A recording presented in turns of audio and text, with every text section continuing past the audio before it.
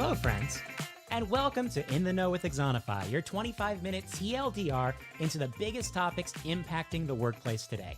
I'm JD, I'm the Chief Learning Architect at Exonify, and we typically, on our show, we answer a lot of your questions, but today, I'd like to start off with a question for you, especially for everyone watching live on LinkedIn right now.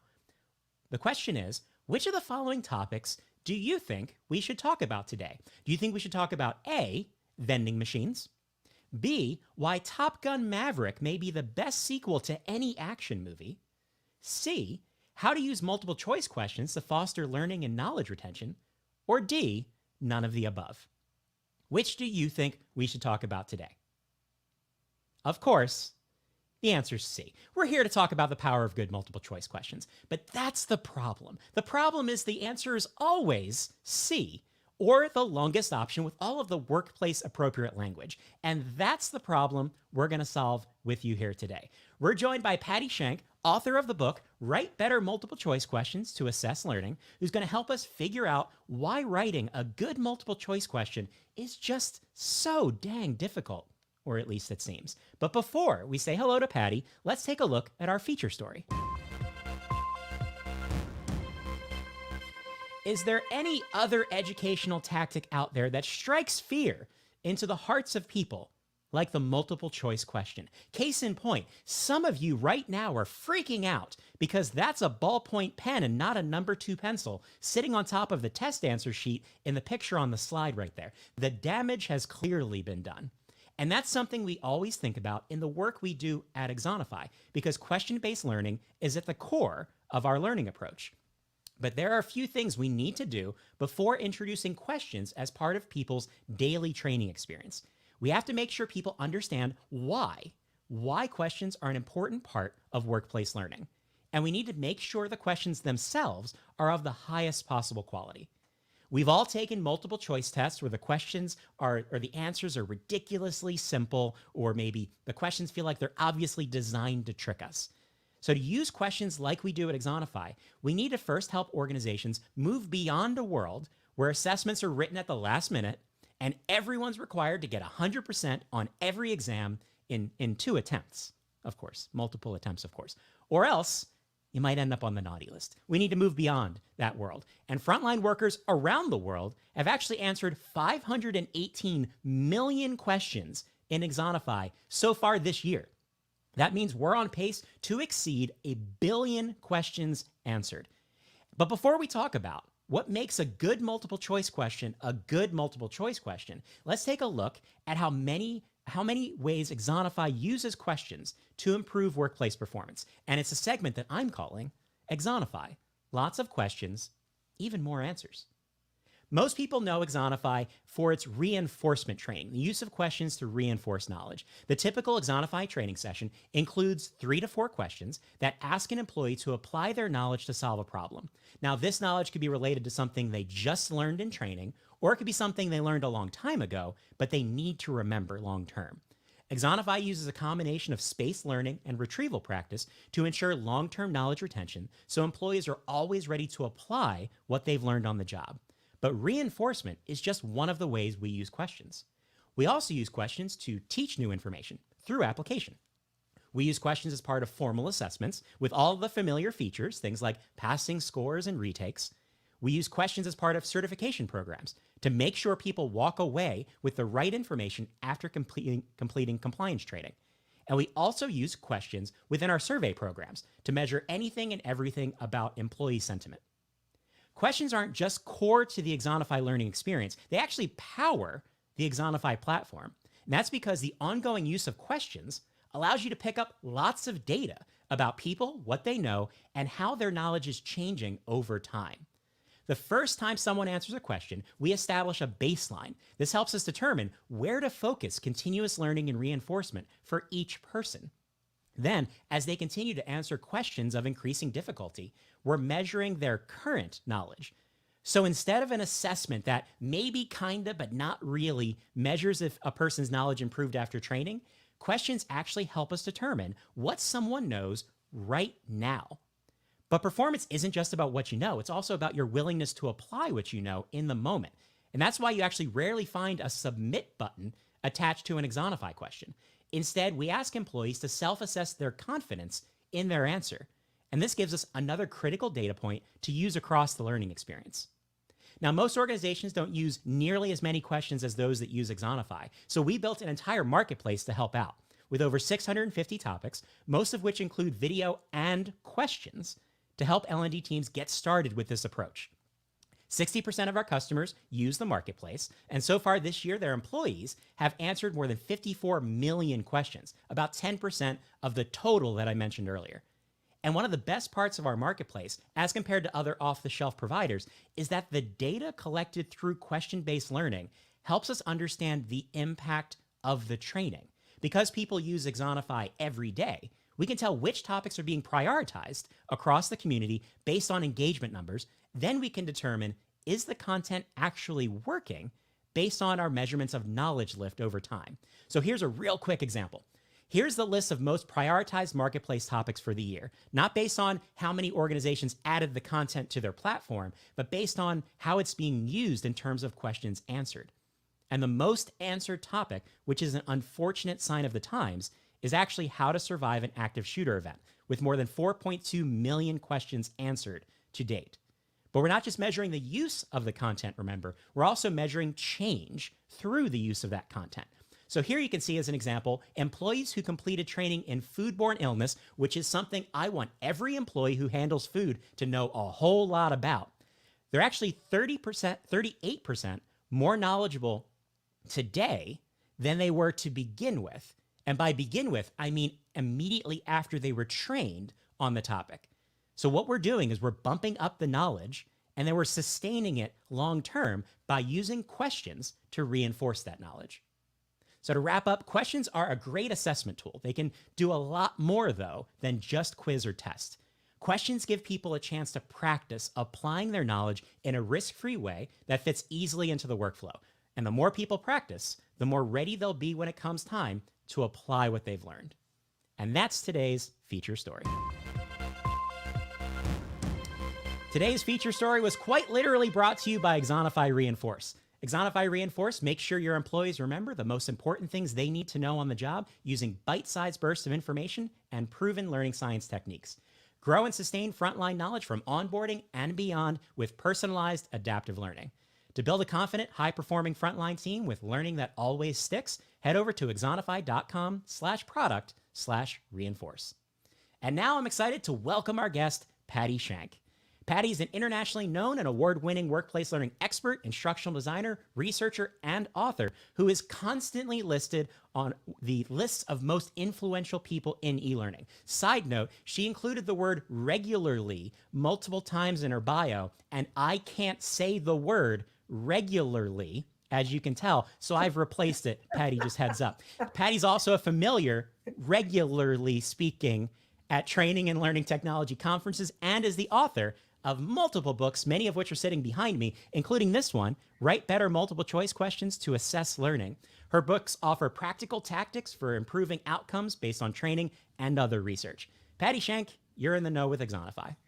I'm really glad to be here, and I'm super glad to be with you, JD. We've seen each other from time to time at conferences, and you're one of the most humorous people in our field, and I love that about you.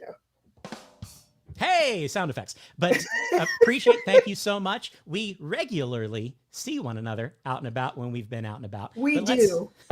Let's dive right in to the question on everyone's mind. And by everyone, I mean everyone who's hanging out with us in the middle of the day to talk about multiple choice questions. Why do MC questions get such a bad rap as part of the L&D toolkit? Is there something wrong with the format, or is it about how they're being used in learning programs? I think it's how they're being used. In my experience, multiple choice questions have a bad rap because people don't understand them, and they're so poorly written, and everyone has experience with how poorly written they are. So if all you get, if someone's cooking for you and everything they cook for you tastes terrible, you're going to think that they're a terrible cook. There may be other reasons.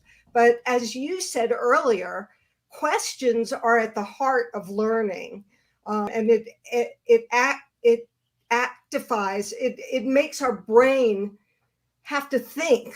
And that's deep processing. And deep processing is exactly what we need when we're training or designing. Absolutely. And it's hard to find an L&D professional, instructional designer, content developer, really anyone throughout the enterprise or the industry that hasn't had to handle, write, deliver multiple choice questions. And they're used in assessment, they're used in reinforcement programs, but they're usually the last thing we do as part of content development, right? And they shouldn't be. In fact, I just finished with a client and we're doing training on wildland firefighting in the Western US mostly. And, we wrote the objectives first, we wrote the questions for them second, and then someone's taking it over and writing the content from those objectives and questions. And she said, I know exactly what content I need now. Great point. So we talk a lot about making sure we have objectives aligned to outcomes, aligned to business results, aligned to what people actually have to do on the job. Right. But then how are we going to assess if the training helped us accomplish that, if people are ready to do that? And that's where I think this conversation around multiple choice questions really fits in. So I'm curious to get your thought on why people are so good at writing bad multiple choice questions. Is it that hard to write a good multiple choice question? You all know what I'm talking about out there. You've taken multiple choice tests that just, as you said earlier, the cooking's not great. So is it that hard, or are we looking at the content format wrong? It is hard. It's really hard, actually. When I started doing this maybe 20 years ago, and I started looking at the research, they're hard. It's really easy to write a bad multiple choice question. And if you're doing it as the last thing, and everyone knows that when you've got a task to do that you don't like doing, you're going to do it as quickly as possible and get it off your plate.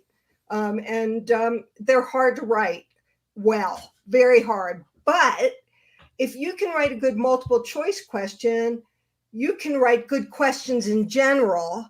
And I have students in my course who take this to learn how to write good scenarios, because it's the same thing. They all, you have to pick one answer, and you're not writing your answer. And by the way, for those of you who think writing your own answer is, say, 300% better than picking an answer, that's also an issue of writing them poorly. The research shows that if we do this really well, they can be considered certification level questions. So how do we're going to dig into a lot of the things people maybe are tripping up on when they're creating multiple choice questions. But to start, how do you define a good MC question? What is a good question?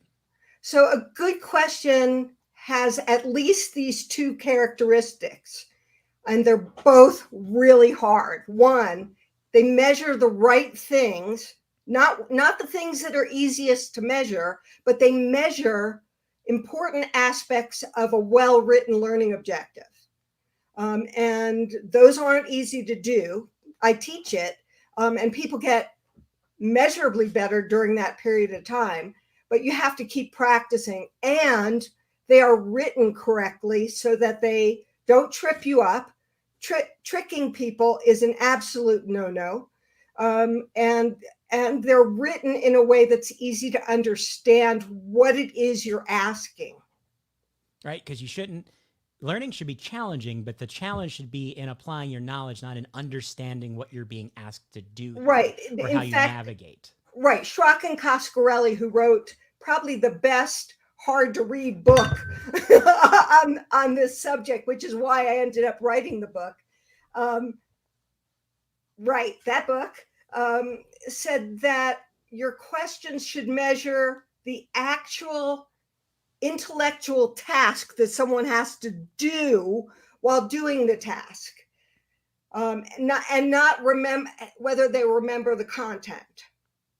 Absolutely, absolutely. So I want to throw some challenges at you. So I'm gonna toss some common practices associated with MC questions, and if you could tell us Is this a good practice? Is this a bad practice? Kind of how should we be thinking about these ideas? Okay. So we're going to start with probably the most commonly used answer option, all of the above / none of the above. Is this a good idea, bad idea? What are your thoughts? Bad.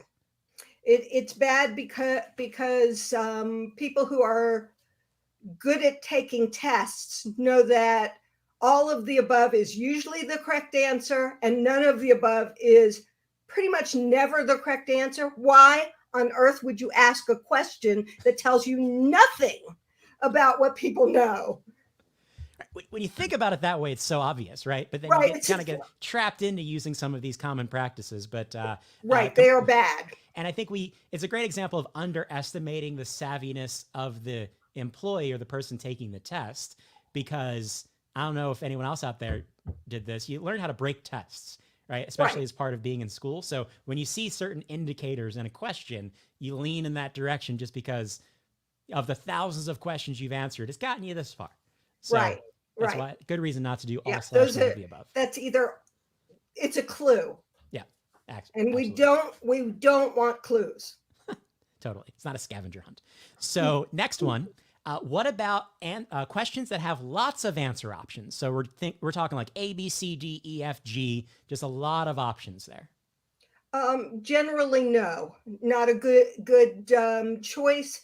The research, and this research is really clear and very current, that the best number of answer choices is 3, and that means two of them are wrong, 1 is correct.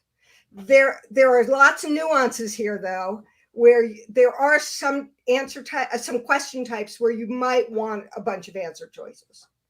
But it's not typically you wouldn't use, most people don't even know about those types of questions. Got it. Let's talk about true false questions now. What are your thoughts on true false questions? I found this kind of fascinating. The research says they're okay, but at least half of the research says they're not okay. So that's where we've got a bunch of opinions. My own opinion is don't use a true false question on a certification type exam, because it's really easy to answer them correctly. Your chances of answering them correctly is high. But if you're just doing knowledge checks and that sort of stuff, they're fine. There's something poetic about the fact that the research behind a 50-50 question is also 50-50 in terms of its yes, I would agree with efficacy. What about answer options that have varying lengths? So you have basically different total number of words in your answer and distractor options. Again, that's a clue. And we don't want any clues whatsoever. And this is what, while I'm answering this, some of the reasons I'm giving are the reasons why it's hard to learn to write these. But with answers of various lengths, we know that the longest answer is usually correct. Yeah, that's the one that the legal and compliance team shoved a lot of the special language into, right? So often, again, like you said, another clue, that means you're not applying your knowledge, you're just spotting correct answers. Right. And we don't want people to be able to spot correct answers. In fact, for a test to be valid or more valid, we need people to not be able to spot the correct answer unless they already know. Absolutely. Especially making sure that I think there's an important point to be made around the reason we're doing this, right? The reason we're using the question is to help people learn, apply their knowledge, retain. And it's not an exercise in checking the box to make sure everyone gets a passing score. Right? That's an important distinction to make. And I think it's especially important with what I talked about around Exonify, using questions to help people learn and reinforce knowledge long-term. If people can just spot the answers, we're not reinforcing anything. We're just basically challenging people's test-taking ability as opposed to reinforcing critical job knowledge. Right. I have one more for you. Potentially my favorite. Which of the following is not?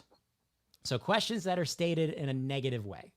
This is a really interesting insight. No, those are not good either. And the reason is that although people see the word not, and you've even capitalized it to make it obvious that there's a not in there, People tend to answer the question as if the not isn't in there and get it wrong, even though they know the correct answer.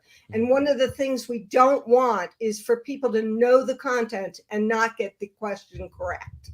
So it's just a cognition issue.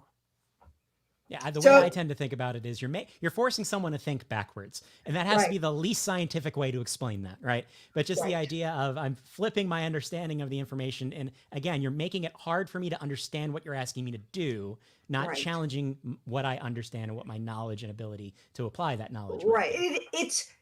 It's hard to answer those questions, and we don't want, I think Schrock and Coscarelli said this as well, is we don't want answering the question to be any harder than the cognitive task they're doing to answer it. Great point. Great point. Now, I know you break this down in great detail in the book, but can you walk us through at a high level? What is the process then for writing a good multiple choice question? So the very first thing you need to do, and you need to do this because if you don't, your questions are likely to be bad, is to figure out what you're trying to measure. And so the best way to do that is to first write all of your learning objectives and to write them in a certain way so they are performance objectives and we know exactly what someone needs to be able to do. And then we can use those questions, the learning objectives, we can use those to come up with what are the most important things people need to be able to do when they're doing that task or thing. And so that's where they come from. Like you talked about, I've written a ton of multiple choice questions on foodborne illness. My background's in healthcare, and I've just done a bunch of them. And so one of the learning objectives is that you do the things that are necessary to reduce you causing foodborne illness. And so from there, we know, well, what is it that food servers do that can cause foodborne illness? And then we ask questions about those. So that's the very first thing. The second thing is to pick a format. Most of our formats should be the typical multiple choice question. Everyone knows how to answer those. And so we pick a format, but there are some really nifty formats that are really good for specific purposes. And so sometimes we might want to use that. And then to write the correct answer first, because that's always the easiest, and then use the process I explain, which comes directly from research, to write the distractors. And I think most instructional designers out there, and I know the Exonify team will agree, that writing realistic distractors that actually challenge people's ability is often the hardest part of that process. It's the hardest, but the good news about this, JD, is that this body of research is super applicable. It's easy to apply. It's not easy to do the whole process. It's quite learnable. Look, when I first learned to use Storyline, I was like, what am I doing next? What do I click on? But after you become reasonably proficient at this, it becomes pretty easy. Awesome. My last question for you is, and I know one of the recommendations I would have is grab a copy of Patti's book, but what's your recommendation for L&D professionals who want to get better at writing good multiple choice questions? I wrote the book because there isn't one. I mean, I'm not saying there are no books on assessment and there are no books on multiple choice questions. Look, if you already know how to write multiple choice questions and you want a really good, just a tome of what the research says on this, Schrock and Coscarelli's book is probably the best, especially in the training world. But there's other books from Haladina and other multiple choice researchers. They're not that easy to read. They assume you are also a researcher because they're writing for researchers and or people who need this research. So people kept asking for the manual for the course I teach. If you go to my website, which is pattishank.com, and Patti is spelled with an I, you will get to the page that describes the course. Either take the course, or if you get in touch with me and want to put your whole team through, I'll give you a significant discount on that.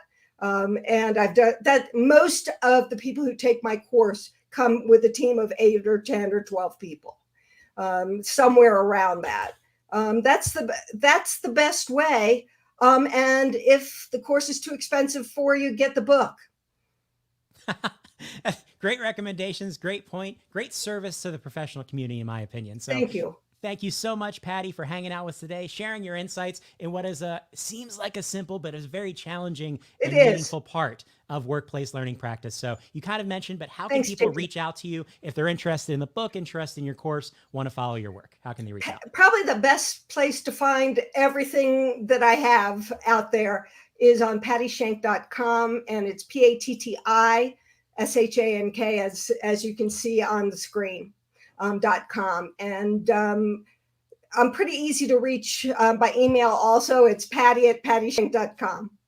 Awesome. Keeping it simple. Love it. Again, thank you so much, Patti, for joining us today. And thank you to everyone for watching today's episode. If you enjoyed your time with us today, be sure to check out our past episodes. You can find the entire In the Know collection at the Exonify YouTube channel. You can also listen to the audio version of In the Know with Exonify on your favorite podcast app.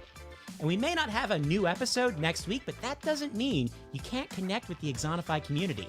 Join us on Thursday, June 16th for Exonicom Retail. It's a half-day virtual event that brings together L&D, HR, and operational leaders to explore the trends and truths and transformations affecting retail right now. So you're going to hear from experienced leaders at Dollar General, Foot Locker, Ashley Stewart, Briscoe Group, Zebra Technologies, More Retail, and plenty more. Register for free right now at exonify.com.